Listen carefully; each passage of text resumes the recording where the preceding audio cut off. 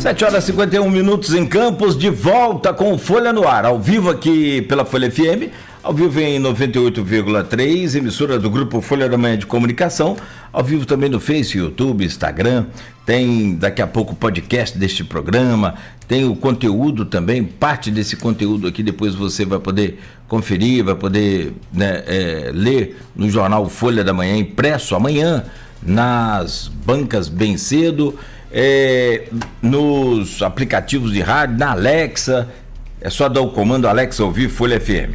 Bom, 7 horas e 52 minutos, Campos tem previsão de chuva para hoje, com tempo nublado na maior parte do dia, máxima de 35, mínima de 24 graus. Agora, aqui no centro, já faz 28 graus, calor hoje com chuva no fim do período, segundo o Instituto Nacional de Meteorologia. Oferecimento de Proteus, Unimed Campos, Laboratório Plínio Bacelar, Vacina Plínio Bacelar e Radmed Diagnósticos por Imagem. Estamos de volta com 2 flamenguistas na bancada, mais um aqui no estúdio, que é o Beto. E eu aqui... Você vai pular o muro. Não vou pular o muro, não. Vou tendo que trazer agora e aplaudir e parabenizar vocês pelo título. E mal dá para piscar os olhos e vem outro título aí. Dificilmente, quase que... não, só o avião de Eduardo Campos, como diz a Luísa, que é um exemplo clássico também aí para mudanças de destinos, né? Que pode acontecer do Flamengo não ser campeão do Campeonato Brasileiro 2025 amanhã, quarta-feira, olha só, em 4, 5 dias o Flamengo passando o rodo aí em 2 títulos importantíssimos, um muito importante no cenário internacional e outro aqui na América Latina, que é o Campeonato Brasileiro. Deixa eu trazer você, Aloysio, para abrir esse bloco, parabenizar você pelo título, pela excelente campanha e, sobretudo, assim, vários pontos que a gente pode falar, uma semana de programa, mas a atuação do Danilo, o Felipe Luiz, aquela foto icônica que eu vi, uma imagem de aquele Abel, que é um bom técnico, um excelente profissional como técnico, mas um péssimo parceiro de trabalho, principalmente para a imprensa. Ele e metade do time do Palmeiras, o time do Palmeiras todo olhando o Flamengo receber a taça da Libertadores, foi sensacional. Parabéns, Aloysio. E parabéns ao Nilton também, mas a você, Aloysio, que eu volto com você e peço para abrir esse bloco aí. Só fazer uma rápida digressão sobre futebol. Como você falou, pode ser campeão quarta-feira brasileiro. Se o Flamengo vencer, é campeão. Se o Flamengo empatar, o Palmeiras não vencer, o Flamengo é campeão. E se o Flamengo perder e o Palmeiras não vencer, também pode ser campeão. Não vai perder para o Ceará dentro de casa. É muito improvável que isso aconteça, né? A gente ficou muito marcado pela final de 2021, a Libertadores, que o Palmeiras ganhou do Flamengo, aquela falha de Andrés Pereira, que hoje está no Palmeiras. Mas é preciso lembrar que nos últimos 20 jogos entre Flamengo e Palmeiras, o Flamengo venceu 10, foram 7 empates, o Palmeiras venceu 3. Se isso não configura o que é uma freguesia, eu não sei o que mais pode configurar. E o gol de cabeça de Danilo é o 4º gol histórico do Flamengo nas conquistas do Flamengo. O primeiro gol não tem registro, foi em 44, primeiro tri do Flamengo, o gol de Valido, argentino que estava aposentado, foram buscar ele fez o gol de cabeça contra o Vasco, em 1944, em 78, campeão carioca, gol de Rondinelli, Zico bate a falta, gol de cabeça de Rondinelli, em 2009, de virada, Ronaldo Angelim, também zagueiro, gol de cabeça, Flamengo campeão brasileiro, e agora Danilo, né, gol de cabeça, o Flamengo, primeiro clube brasileiro tetracampeão do futebol brasileiro da Libertadores, né? É uma coisa realmente histórica. Quer comentar, Nildo? Eu estava no Maracanã e Zé Leandro, que está aqui na minha frente, também estava. Nós estávamos no Maracanã, aquele gol de cabeça de Angelim, em 2009. Eu estava também. Acho que na época era do blocador, né? Centroavante. Centroavante do Fluminense. Não, era Adriano Imperador. Adriano Imperador. Que o Brocador também foi campeão depois, só não teve gol de cabeça. Mas são os 4 gols históricos do Flamengo de cabeça, né? Foi. Eu não lembro de todos eles. Não, mas o mais empolgante foi o de Rondinelli. De válido, ninguém era nascido, né? 44. Não, eu estou dizendo que eu lembro de todos eles, porque não é que eu estava lá, né? Eu lembro porque, como flamenguista, você não pode deixar de acompanhar a história, né? Agora, o de Rondinelli foi o mais empolgante por causa do tempo, que foi depois dos 40 minutos. E tanto de Rondinelli, o Valido era atacante, mas Rondinelli, Angelim e Danilo, 3 zagueiros, né?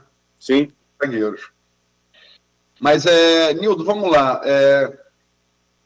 Você, vereador, várias vezes em Campos, você conhece muito bem a política de Campos, conhece muito bem o comportamento do eleitor da Baixada, campista, né? Onde fica a maior zona eleitoral de Campos. Já se discute abertamente, né? Nomes para pré-candidatos, antes das convenções, é sempre bom frisar. Aqui uma rádio, uma Constituição Federal, pré-candidatos, até a convenção, todo mundo candidato e ninguém né?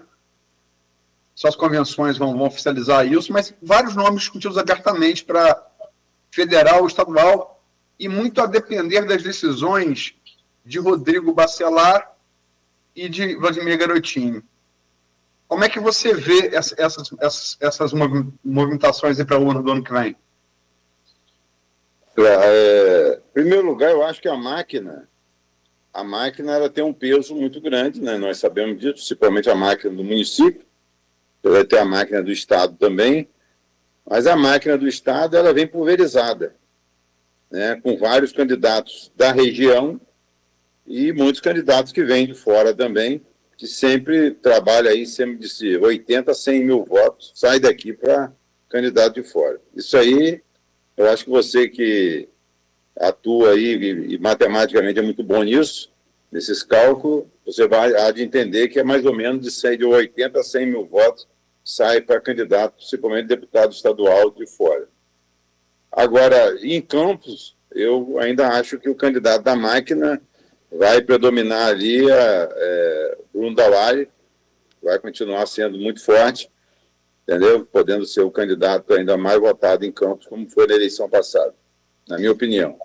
Aí vai vir um trabalho aí que foi colocado, se a opção de Rodrigo vai ser candidato a deputado ou ir para o Tribunal de Contas. Isso aí vai pesar também. E o candidato que ele apoiar. Também é indiscutível também a força que ele tem no município. Mas tem Tiago Rangel, que vem fazendo um trabalho não só em Campos, mas na região, em todo o estado, que é um candidato também que pode chegar e... O que é importante, eu penso, é que quanto mais representante nós tivermos no nosso município, mais fortalecido o município fica, a região fica, né, para trazer os benefícios que a nossa região precisa. Apesar, né, dessa questão de varejo, é muito varejo você dividir, o Detran é para fulano, o INEA é para cicrano, vamos dizer, a área da segurança pública já fica com outro, daí divide o IPEM para outro, aí fica né, educação já fica com outro. Isso aí pulveriza muito, e vira um varejo. Quando você vai a nível federal, né, no caso de deputado federal, é mais um recurso que vem através de uma habilidade que poucos prefeitos em Campos tiveram. Como o Vladimir tem, eu nunca vi. Eu falei isso, inclusive, na inauguração de uma quadra de uma praça de esporte, que foi um pedido nosso, lá para o quilômetro 14. Quem mais conseguiu emenda na história de Campos, emenda parlamentar para o município de Campos, foi Vladimir. E isso eu falei e é fato. A quantidade de recursos, é só você olhar para o Hemocentro, você olha para o Ferreira, você olha para o HGG e tantas outras estruturas que nós temos aí através da emenda. Nós tivemos na Rua São Pedro, aqui, eu estava presente, e está lá sendo feita uma parte da rua entre a 28 de março e o Alphaville ali, na Rua Antônio Manel, um recurso de 1,5 milhão de Júlio Lopes para fazer aquela rua, a drenagem e o asfaltamento daquele trecho da rua São Pedro no Tuf, que não era asfaltada, porque não tinha a drenagem. Então, quer dizer, isso aí tudo, quando fala a nível federal, é uma facilidade que Vladimir vem tendo de trazer recurso, né? Essa habilidade de trazer recursos para a nossa cidade. Coisa que não acontece a nível estadual. Mas, mesmo assim, o peso da máquina é grande, né? Principalmente a máquina do município, e eu acredito nessa possibilidade aí. Vai vir mais candidato? Vai. Por quê? Município que tem mais de 350 mil eleitores.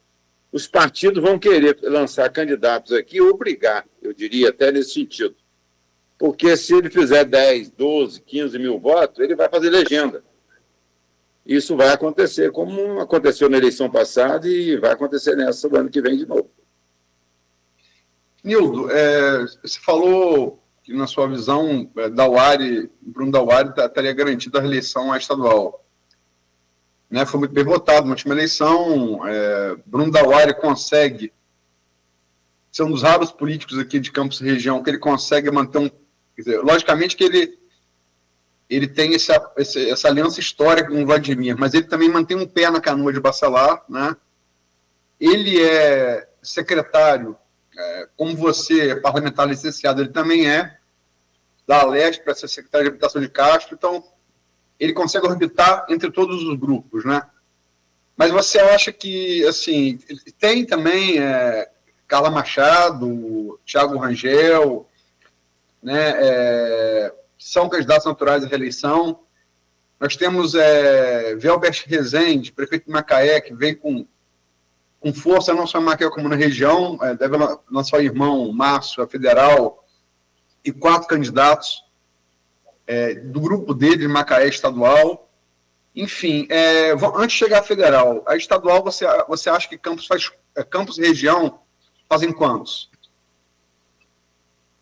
Olha, é difícil você... Macaé, com certeza, pode lançar 3, mas para fazer 2, ele pode lançar 4, 3, 4, mas para fazer 2 aí é difícil.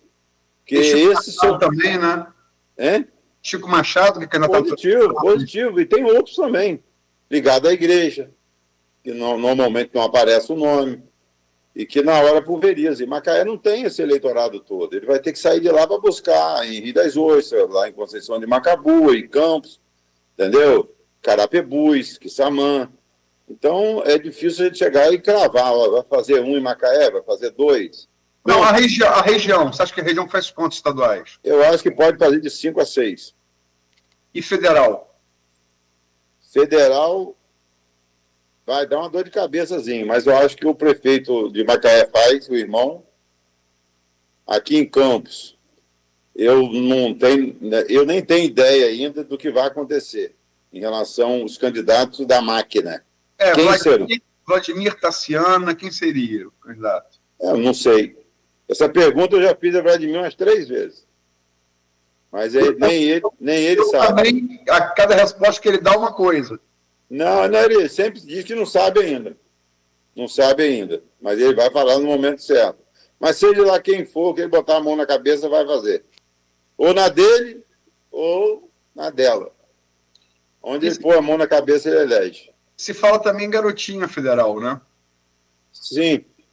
Aí eu acho que existe a possibilidade, existe. Por quê? Porque garotinho, a gente que anda, né, o estado inteiro, ele é muito bem quisto na Baixada Fluminense, isso é indiscutível. Mesquita, São João de Meriti, Belfor Roxo, Caxias, Nilópolis, entendeu? Aquela região toda ali, ele é muito bem quisto. Então... Serrana também, né, Nildo? Na Serrana também. Serrana também, mas ele, na região da Baixada, ele sai com uma votação expressiva. E no Norte e Noroeste, né? Tem Bruno Gouveia, que é candidato natural à reeleição, Itaperuna, né? Sim. Ali é uma situação que eu tenho andado lá também, tem certa dificuldade ali que eu vejo de relação, entendeu? De estadual, que antes tinha e hoje eu não sei se tem a mesma relação, que houve como é que eu vou dizer, uma dobrada com o deputado lá, na reta final, que decidiu a eleição, entendeu? Uma dobrada ali com o dedo com a mão do prefeito, e a região noroeste abraçou a candidatura. Espero que dessa vez também aconteça para que ele permaneça. É um representante a mais e o noroeste merece. Você falou em 5, 6 estaduais, Norte e Noroeste Fluminense. Quantos federais você acha? Vai para fazer 4, 3 a 4, 3 com certeza, entendeu? 4, aí vai depender muito da costura de cada município em relação ao contexto regional, entendeu? Que seria o voto bairrista. Com certeza Macaé vai fazer, o irmão do prefeito, Você acha com certeza. Então, Márcio, Vladimiro, Tassiano e Murilo seriam esses 3? Sim, o Noroeste abraçando a candidatura do Murilo. Agora, tem Campos, tem a situação de Caio. E Caio, como é que é o desdobramento? Por isso eu estou falando de 3 a 4. O desdobramento de Caio vai depender muito do entendimento dele lá com o Eduardo Paes, se vai vir para cá para botar, desculpa a expressão, botar a cara na reta para ele. Entendeu? E saber também se a esquerda, né, vai desbroçar na candidatura dele. Nildo, e senador? A gente tem uma pesquisa só que foi divulgada, que é a Prefab Futuri, que não é um instituto mais como é que eu vou colocar isso? Mais conceituado do mundo, né?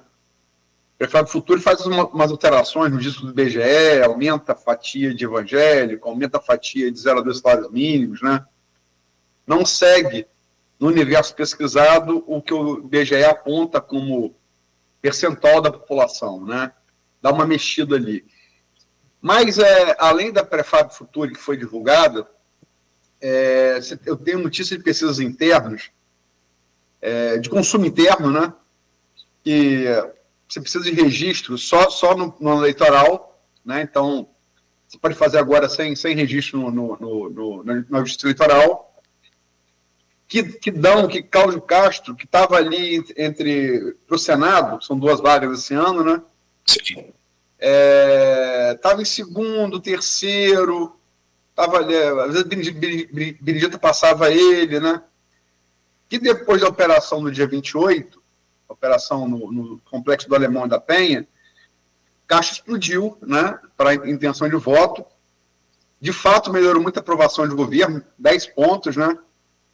E essa prefab que foi divulgada, por exemplo, colocou Castro até na frente de Flávio na busca por uma cadeira ao Senado, né? Enfim, como é que você vê essa disputa dessas 2 cadeiras do Senado? Olha, concordo com toda a matemática feita por você aí, eu acompanho e realmente é isso que está aí mesmo. Com a operação, ele cresceu muito. É aquilo que a gente às vezes fala. A política ela é muito dinâmica, então você às vezes está falando em uma candidatura que estava lá com o Benedito em segundo lugar, de repente ele está em terceiro e passa para primeiro. Exatamente com uma ação, né, de um movimento que foi feito ali, e criticado por uns, né, mas aprovado pela população na sua maioria. E eu acredito que se ele, como governador, que eu não sei qual vai ser o destino que ele vai tomar agora, né, que naturalmente para ser candidato a senador, ele vai ter que se licenciar.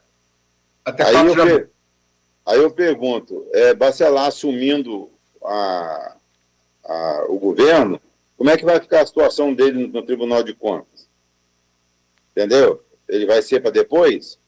Ele vai permanecer até o final do governo? Então, é uma outra situação. Mas eu acho que ele, se ele mantiver, entendeu? Essa postura dele, com essa ação que aconteceu, a segunda cadeira ali é a dele, como pode ser a primeira, e a segunda de Flávio, na minha opinião. Nildo, e virando essa chave aí para governador, É que nesse jogo de xadrez aí da política, um está sempre ligado ao outro. A última pesquisa que o Aloysio trouxe aqui para a gente foi de 22 de agosto de 2025, da Genial Quaest. E traz aqui aquela ampla vantagem do Eduardo Paes, que uma hora flerta com a direita e a outra, né, é o candidato do Lula. Enfim, me parece que ele quer abocanhar essas duas fatias aí importantes, e a direita no estado do Rio, o estado conservador, tem a maioria Bolsonaro, né, ganhou as últimas aqui. E a última, então, que o Aloysio trouxe aqui foi essa do intenção de voto para governador em 2026, estimulada, que é aquela que o Instituto traz esses números, que o Instituto informa o nome ao pesquisado, né, ao entrevistado, e Eduardo Paes aparece com 35%, Rodrigo Bacelar em segundo com 9%, Washington Reis, que tem aquela pendência judicial, mas que, segundo até as informações, deve se desvencilhar daquilo, e aí viria sim a candidata a governador, e já convidou várias vezes o Vladimir, né, abertamente, para ser o vice dele, 5%, Mônica Benício 4%, Ítalo Marcilli 2%, indecisos 15%, branco nulo e não vai votar 30%. Essa pesquisa foi feita de 13 a 17 de agosto. Eduardo Paes leva essa eleição? Se eu estiver errado aí, o Luizinho pode me corrigir, ou você mesmo. Olha só, 30% e 15% não sabem quem votar, concorda? Está em 45%. Olha como é que muda. Já tivemos pesquisa aí que Eduardo estava com 57%, 56% de intenção de voto. Olha como é que a coisa muda. Então, eu vou voltar aqui a 1982, Brizola 2%, Miro Teixeira 25% e Sandra Cavalcante 47%. Brizola é o governador, que na época não tinha 2 turnos, ganhou a eleição, governador do Rio de Janeiro, do estado. Isso em 82. Em Campo ele só fez 7 mil votos, o mais votado foi Miro, apoiado por Zezé Barbosa. Então, a política ela é muito dinâmica. Nós estamos faltando 10 meses e em 48 horas deu essa virada do governador lá, com essa ação que teve no Morro do Alemão lá. Aí eu acho que é muito cedo para a gente falar. Na minha opinião, a eleição no Rio de Janeiro vai ser Eduardo Paes com outro candidato no segundo turno. E esse candidato, na minha opinião, ele não surgiu ainda não. Ele vai surgir. É minha opinião.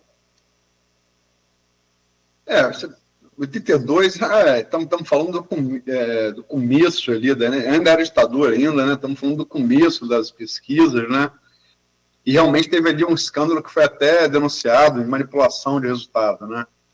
Já? Naquela época já tinha isso? Ele estava começando, né, Nilda? Por isso, quando eu falei agora da Prefab, por exemplo, eu quando pego pesquisa, a primeira coisa que eu faço é olhar o universo pesquisado. Você vai fazer pesquisa em Campos. O IBGE diz que Campos tem 25% de eleitor evangélico. Se você bota 35, 15, a pesquisa está maceteada, né? Então, estou falando de estudo sério, mas agora, eu acho que esse caso que você lembrou de Brizola é um caso emblemático, né? E tem muito tempo. Agora, eu acho que um caso bem mais recente, em relação ao próprio Eduardo Paes, de 2018, né? Onde todas as pesquisas do primeiro turno apontavam ele favorito e o Whitson atropelou ali na reta final, né? E foi um case de erro de pesquisa, né? Talvez porque as pesquisas naquela época também ainda não pegassem a velocidade do WhatsApp, da rede social, né? E elas foram se adaptando. Agora, Nogueira, para pular para Nacional, você quer fazer um intervalo ou quer ir direto? Me dá 2 minutos aqui de intervalo, por favor. Jogo rápido, só para a gente... Uma última pergunta em relação a quem você acha, Nilton? Cláudio Castro não pode ser candidato, né? Você reelegeu. Quem você acha que poderia ser o candidato a fazer frente à Paz no segundo turno? Estou falando que ainda vai surgir ainda. Ainda vai surgir um nome que não está no cenário. Pode escrever o que eu estou falando. Podia ser alguém da segurança de Castro? Sim, mas ainda acho que pode surgir outro nome diferente. Entendeu? De consenso entre o pessoal, entre o grupo da direita. Flávio Bolsonaro, governador, você acredita? Não acredito não. Acredito que ele vai continuar no Senado. E acho que vai surgir um nome da direita de consenso, onde todos vão trabalhar em cima dele. Doutor Luizinho... Podia ser Rodrigo Bacelar? Não, chance zero. A minha opinião, tá? Eu estou dando a minha opinião. Sim, chance zero. Mas você vê o nome? Não. Você falou na questão da segurança.